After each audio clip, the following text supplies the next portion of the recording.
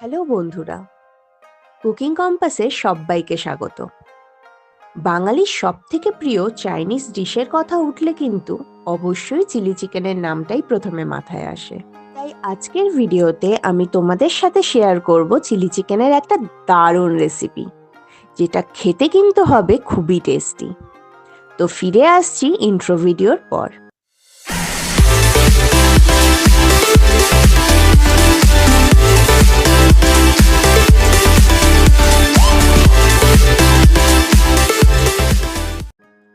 সবার প্রথমে নিয়ে নিয়েছি বোনলেস চিকেন 500 গ্রাম, কারণ চিলি চিকেনে বোনলেস চিকেনটাই বেশি ভালো লাগে।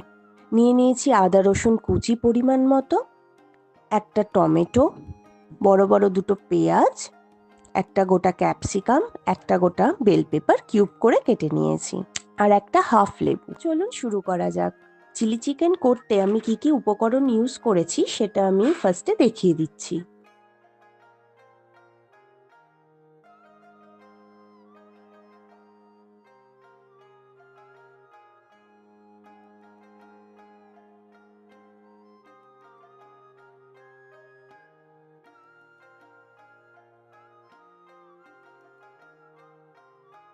চিকেনে আমি ফার্স্টে দিয়ে দেব আদা রসুন বাটা 2 টেবিল স্পুন, পরিমাণ মতো নুন,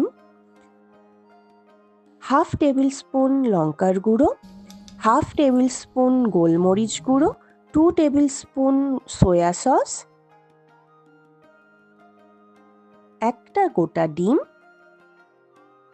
1 টেবিল স্পুন ময়দা, half teaspoon baking soda, 1 table spoon cornflour দিয়ে ভালো করে চিকেনটাকে ম্যারিনেট করে আমি 30 মিনিটস রেখে দেবো সাইডে।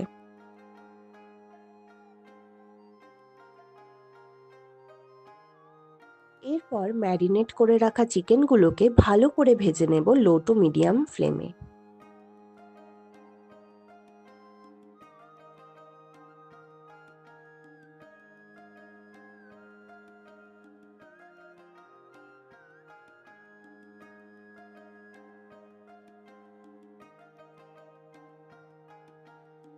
এবার আমি দিয়ে দেব আদা রসুন, ক্যাপসিকাম, বেল পেপার দিয়ে আগে 2 মিনিট ভালো মতো ভেজে নেব।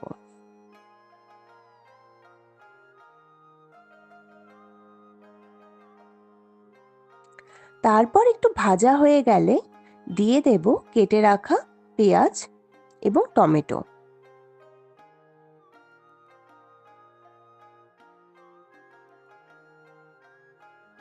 এরপর আমি দিয়ে দেব পরিমাণ মতো নুন এবং হাফ টেবিল স্পুন গোলমরিচের গুঁড়ো। তারপর tomato sauce, red chilli sauce এবং সয়া সস মিক্স করে নেব ভালো করে, দেন দিয়ে দেব।